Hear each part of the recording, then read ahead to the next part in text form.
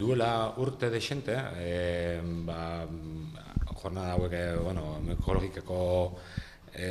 jardunaldi hauek egiten zian, orain dela urte asko, eta herrian jartzen zuten harrizko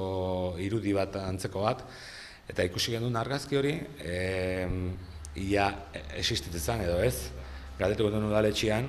harrizko oso figura polita baitzan, eta ezezko bezala esan ziguten, eta ja,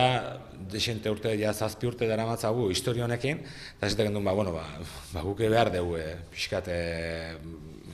ikono bat, ez, jardunaldi hauei garrantzi pixkat emateko, eta hori da arrazoia, ez, pixkat identitate, pixkat hasiera baten inork etzun pesatzen olako arrakasta eukiko zunik mikologia jardunaldi hauek. Hau bai, azkenen bai, moiluarekin jarri ginen arrizkoa egitea ezinezkoa zen, ezinezkoa bai,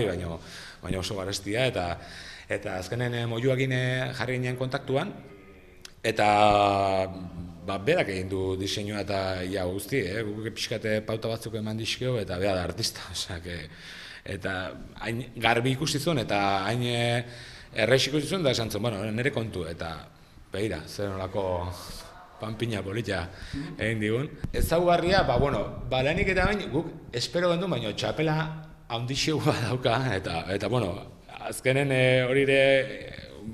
gure identitatearen seinare bada, ez, gure txarangak,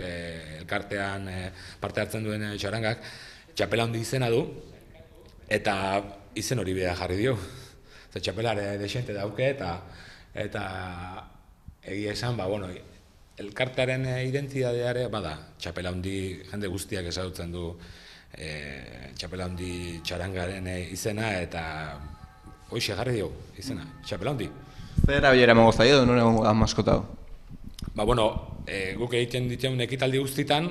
saiatuko gara, saiatu ez, derrigorrez jarri behar du, jak identitatea balin bada, guk egiten ditugun erakustalditan, bai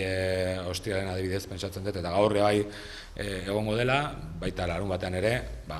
pixkat jendeak ikusi dezan, ez dago kale erdien jartzeko moduan, baina,